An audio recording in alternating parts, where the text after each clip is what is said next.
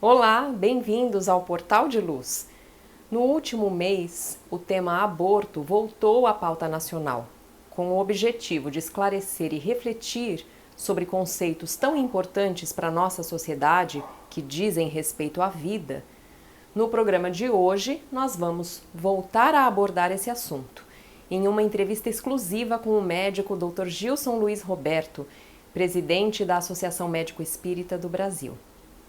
E se você gosta de assistir conteúdos como esses sobre a doutrina espírita, se inscreva agora no nosso canal Caibar Schutel. Curta o nosso vídeo, compartilhe o link com seus amigos para ajudar a divulgar a mensagem espírita para cada vez mais pessoas. E nós vamos começar ouvindo juntos a prece na voz de Chico Xavier.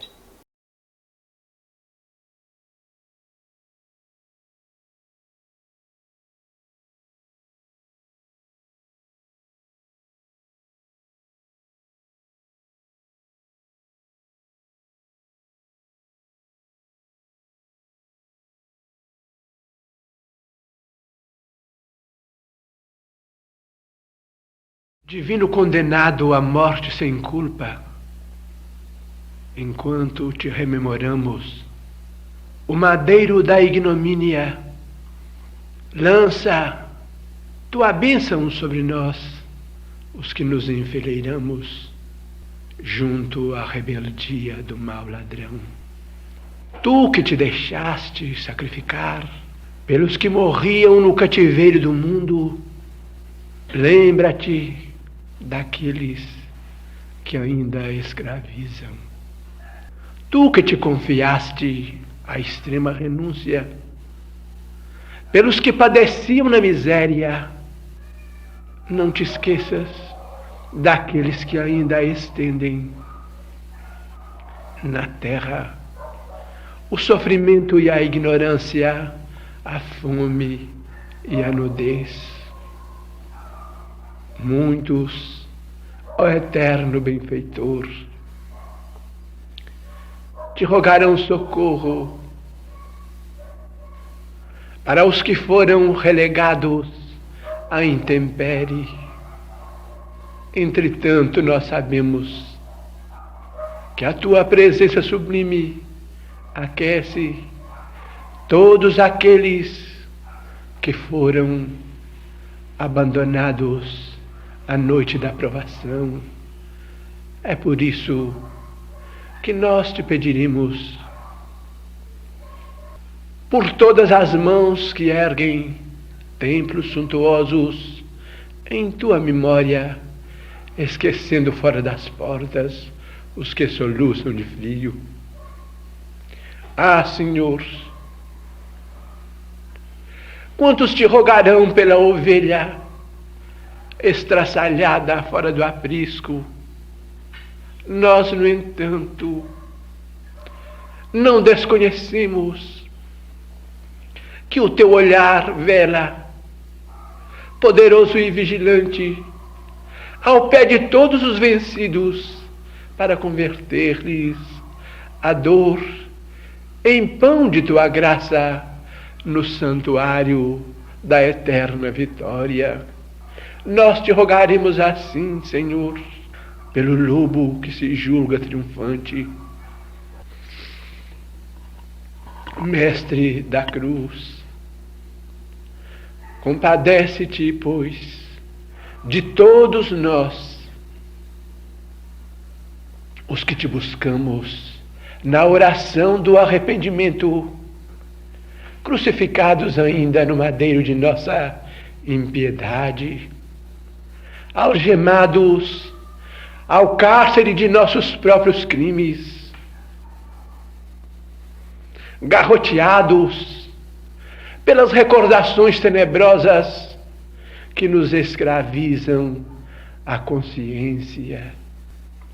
Nós te rogamos, Senhor, abençoes o nosso propósito de abraçar um novo caminho, nós outros, os que abusamos da inteligência, os que exploramos as viúvas e os órfãos, os que ignorávamos deliberadamente os teus princípios e as tuas leis. Mestre da cruz, estende sobre nós teu olhar compassivo. Tu, Senhor, que enquanto recebias a manifestação de pesar das mulheres piedosas de Jerusalém, pensavas em como haverias de converter a fraqueza de Pedro em resistência e como haverias de levantar o espírito de Judas, nosso irmão. Ó Senhor, compadece-te ainda das cruzes que talhamos, das aflições criadas por nós mesmos, e lança do madeiro que não merecias o teu olhar de perdão sobre as nossas dores, para que sejamos ainda, hoje como ontem, aliviados por tuas sublimes palavras. Perdoa-lhes, meu Pai, porque eles não sabem realmente o que fazem. Meus amigos, que Jesus nos abençoe. No último mês de janeiro, o tema aborto voltou à pauta depois que o presidente Lula retirou o Brasil da Declaração do Consenso de Genebra sobre Saúde da Mulher e Fortalecimento da Mulher, assinado pelo seu antecessor e que previa no seu texto que não há direito internacional ao aborto, nem qualquer obrigação internacional por parte dos Estados de financiar ou facilitar um aborto.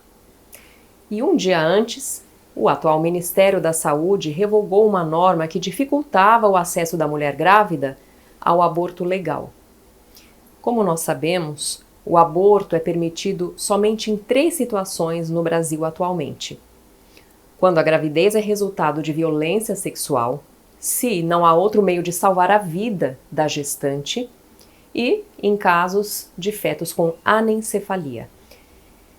Portanto, com o objetivo de refletirmos juntos aqui no Portal de Luz sobre conceitos tão importantes para a sociedade brasileira que dizem respeito ao direito à vida, estamos voltando a tratar a questão do aborto em uma entrevista muito esclarecedora, muito rica, com o médico Dr. Gilson Luiz Roberto, presidente da Associação Médico Espírita do Brasil, a AME Brasil, vice-presidente do Hospital Espírita de Porto Alegre e professor do curso de pós-graduação em Saúde e Espiritualidade da Universidade de Caxias do Sul.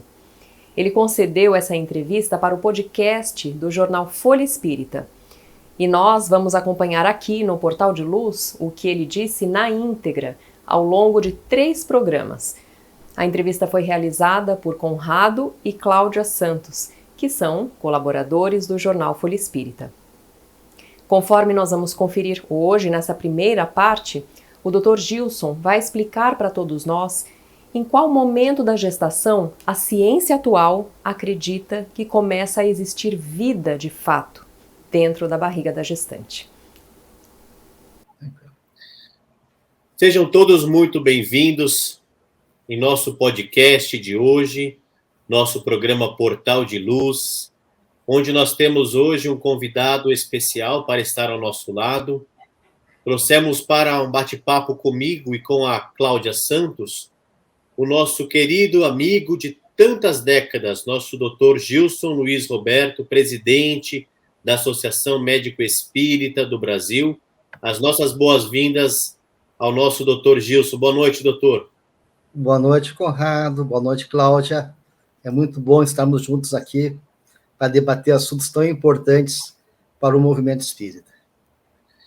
E Cláudia e eu hoje temos uma missão de grande importância.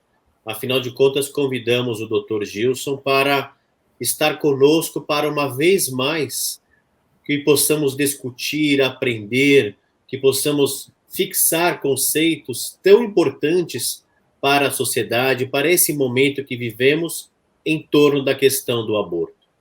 Vimos recentemente o tema ganhar novamente destaque nas mídias, muitas vezes com equívocos de interpretação, muitas vezes com uma discussão acalorada, e o nosso papo hoje ele vai muito além do momento.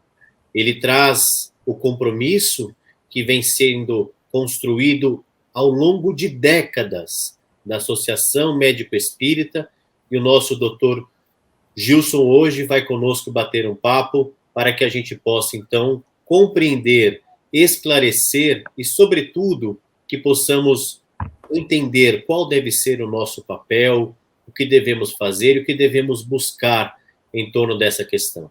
Doutor Gilson, então, para que nós possamos iniciar o nosso bate-papo, a ideia é que a gente possa trabalhar em cima desses conceitos desde o início, desde quando nós temos esta discussão, que é tão importante termos fixado os conceitos.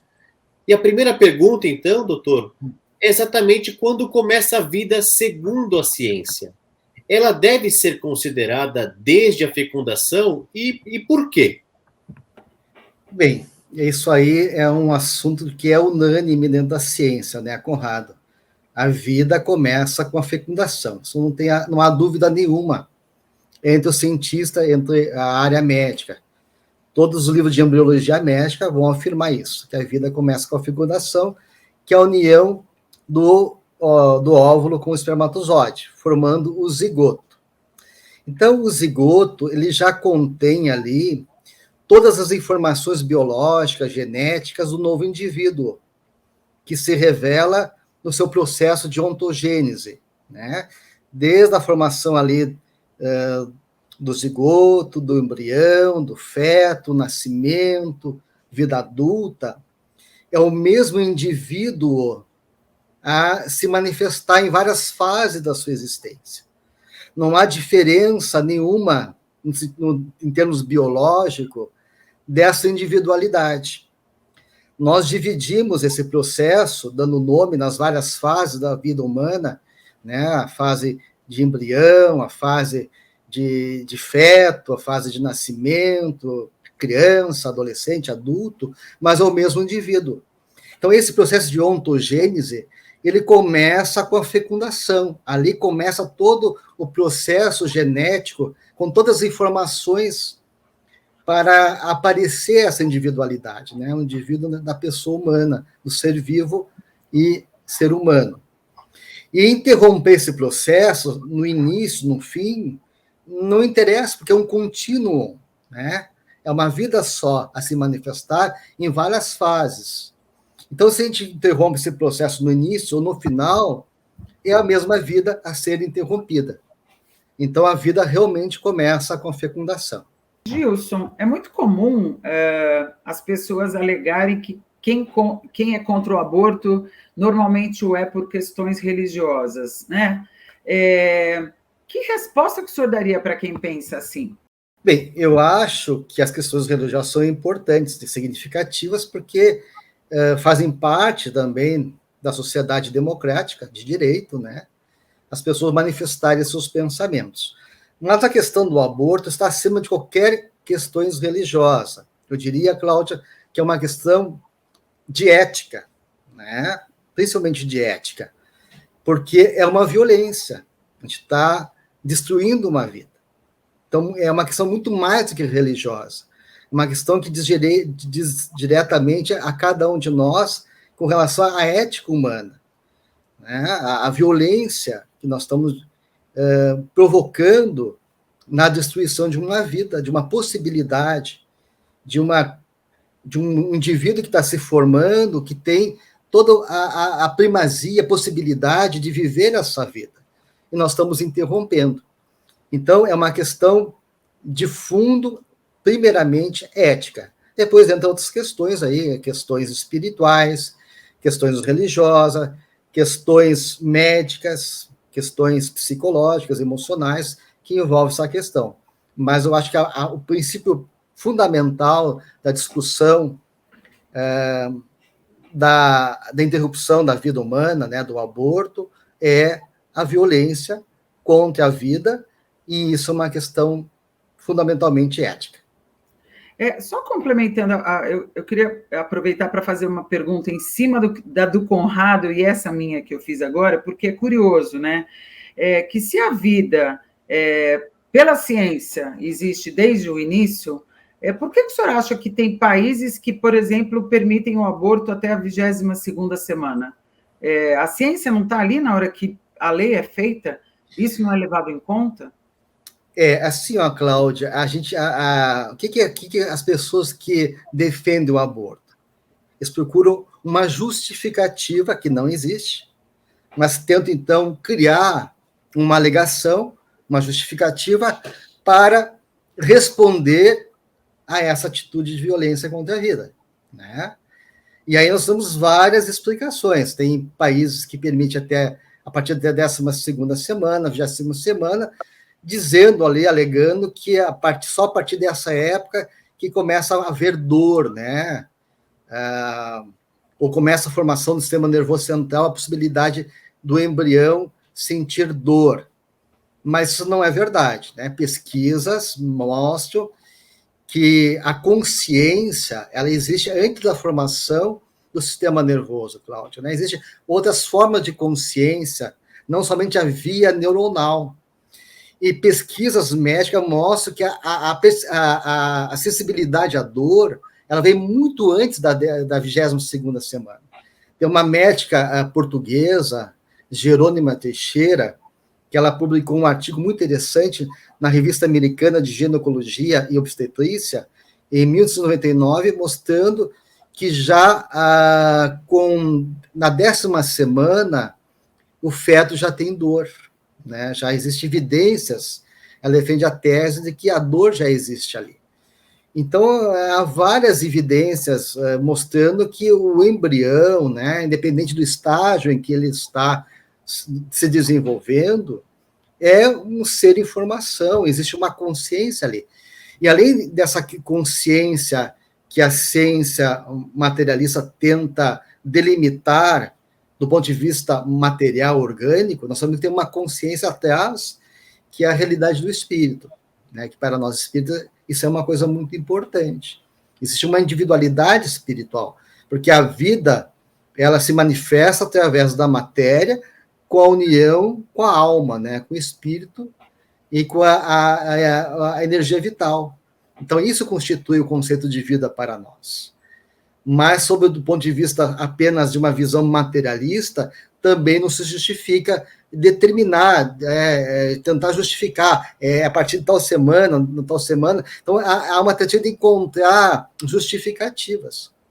Mas nós sabemos que essa consciência que está dentro do útero, ela sofre, ela foge, quando tenta se fazer o aborto, ela se defende, ela se esconde da agulha, né? Na ecografia, quando é feito o aborto, em que tenta colocar injetar uma substância no coração da criança para ela ser morta dentro do útero, ou tentar aspirar ela, né, que é uma agressão muito grande, a criança se defende dentro do útero. Nós sabemos que a nossa personalidade adulta, ela vai carregar os traumas da gestação da mãe. Veja só que o psiquismo gestacional, ele nos acompanha. Tem traumas que ocorreram lá no útero, né? Tem pesquisas médicas mostrando que o psiquismo fetal, ele existe. E que a criança vive dentro do útero, vai carregar na vida adulta, né? A atitude da mãe, a calma da mãe, a situação que a mãe viveu, e a que a criança sente dentro do útero, a criança chora, ela movimenta as mãozinhas, né? Ela faz uma série de movimentos dentro do útero. Então, a vida está ali pulsante. Então, determinar uma fase que é ou não é vida, isso não existe. É uma vida só. Como eu falei, é um contínuo, é uma ontogênese, é um processo, né? E não interessa onde tu interrompe esse processo.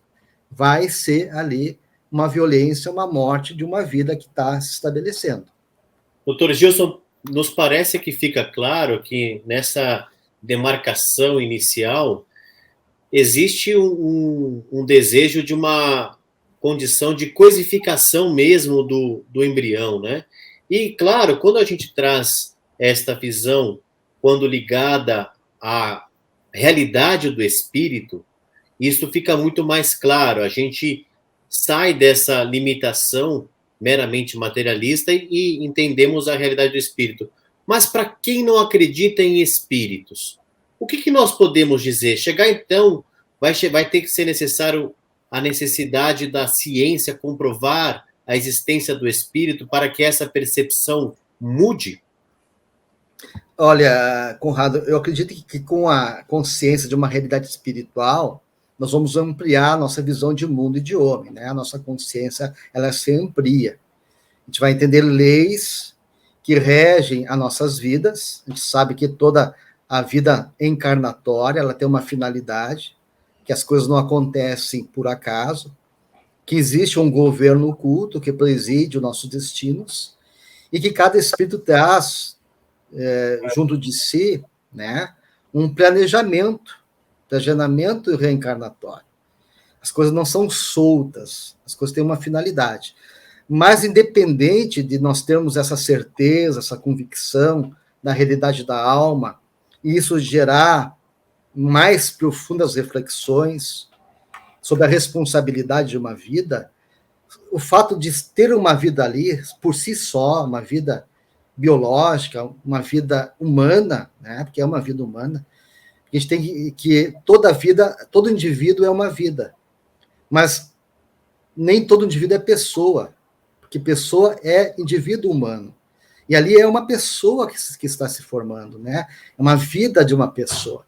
Então, só por si só interromper isso, me parece, Conrado, que, independente das justificativas espirituais que nós, como espírita, trazemos, já é suficientemente para nós defender essa vida, né? Porque é uma violência, é impedir um processo do qual todos nós temos o direito de viver, né?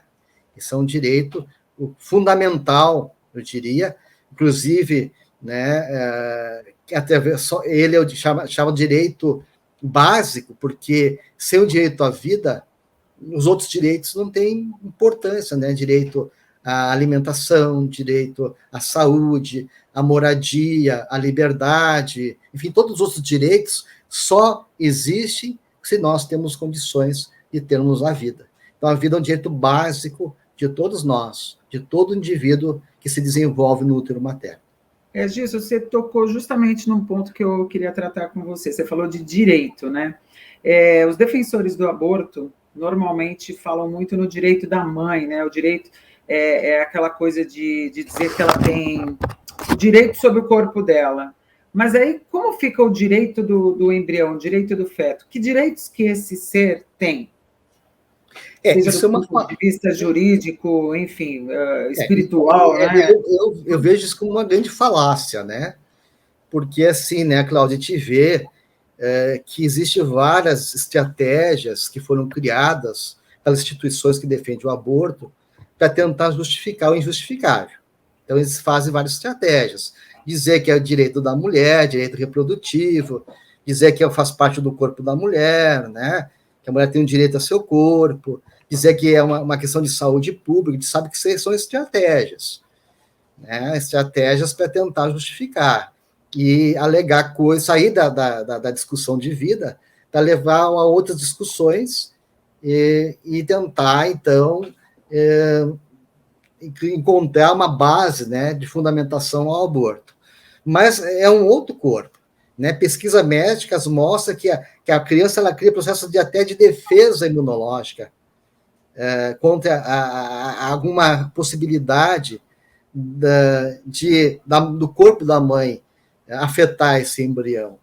Então, ou seja, a própria estrutura da embriogênese, ela tem um processo de identidade própria, genética própria. Então, ele não é um apêndice da mãe, né? É um outro corpo, é uma outra vida. E como tu falaste, né, Cláudia, existe o direito da mulher, mas e o direito do feto? Onde fica? E aí nós vamos nesse direito, a direito ao corpo. Bem, se eu tenho direito ao corpo, fazer o que eu quero com o meu corpo, eu posso me mutilar, eu posso cortar meu punho, eu posso cortar um pé, né? Se eu tenho direito ao corpo, até onde vai esse direito de me violentar, de me agredir? E até onde vai o direito de eu, me sentindo como o dono desse corpo, também impedir uma vida dentro do meu útero? Então, esse direito, ele acaba quando nós olharmos para o direito dessa outra vida. Como eu falei para vocês, o direito fundamental é o direito à vida. Esse é o mais importante direito. O direito da mulher, ele se torna um direito secundário, frente ao direito à vida, que é um direito fundamental, como eu falei, é o primeiro dos direitos. Sem esse direito, outros direitos não existem. Essa mulher só alega o direito ao corpo porque ela está vivendo. Porque ela teve direito de sobreviver, direito de viver. Ela pode advogar em favor de outros direitos. Mas é o direito à vida que deu isso a ela. E isso não pode ser negado a ninguém. Né? Isso até faz parte dessa Constituição. Né?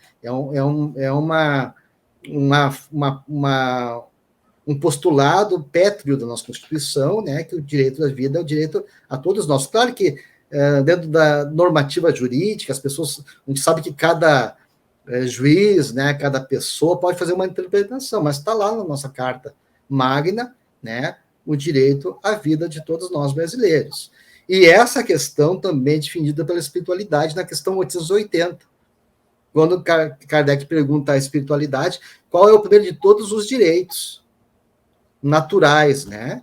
E a espiritualidade diz o de viver. Então, é um direito que é outorgado por Deus e ninguém pode tirar esse direito. Nem a mãe, a mulher, o Estado, o médico, ninguém pode tirar o direito à vida, que é algo outorgado por Deus. Nós temos o direito de interferir nos gametas? Se interferirmos nos gametas, estaremos interferindo em toda uma linhagem, em toda a história genética de uma família. Importante, que sempre foi importante, é a alma imortal que habita o ser humano. Essa pessoa que nós somos, semelhante às máscaras que se usam desde tempos imemoriais nos teatros, para se ter ideia da personalidade, o que a personalidade significa. Então, esta escola muito antiga está alicerçada, enraizada em Platão e Aristóteles.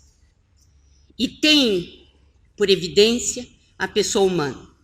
Vamos ao modelo personalista ideal que tentamos construir com os conhecimentos que temos de doutrina espírita e de medicina.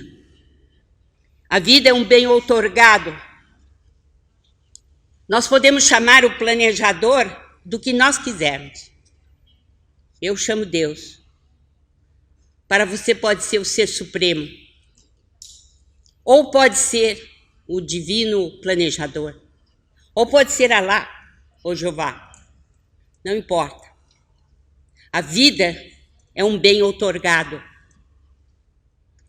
É um mistério, um segredo entre o possuidor dela e o seu Criador. Nenhum médico, nenhuma nação, ninguém tem o direito de interferir na vida. Não foi sem razão que Jesus respeitou os 10 mandamentos recebidos por Moisés.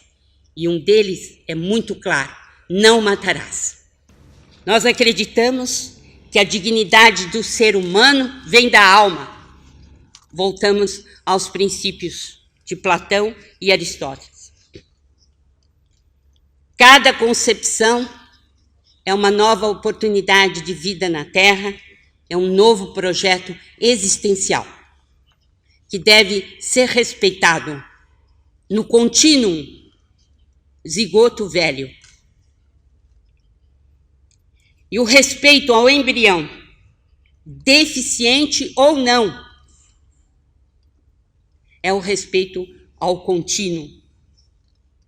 Esse contínuo, senhoras e senhores, tem bilhões de anos de evolução.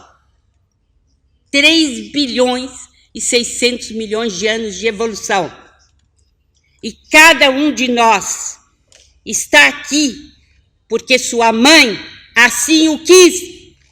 Estamos encerrando por aqui e nas próximas 2 semanas nós vamos continuar conferindo essa importante conversa do jornal Folha Espírita com o Dr. Gilson Luiz. Não perca! E se você gostou do nosso programa, curta esse vídeo, compartilhe com os amigos e entrando no nosso canal Caibar Schutel, você encontra também conteúdos inéditos com aulas, com cursos sobre livros da doutrina espírita. Temos também o Evangelho no Lar, que acontece diariamente às 9 da noite, de domingo a domingo, e muito mais. Se inscreva no nosso canal, acesse todos os vídeos para levar mais luz para o seu dia e para todos aqueles que você ama. Muito obrigada e até a próxima!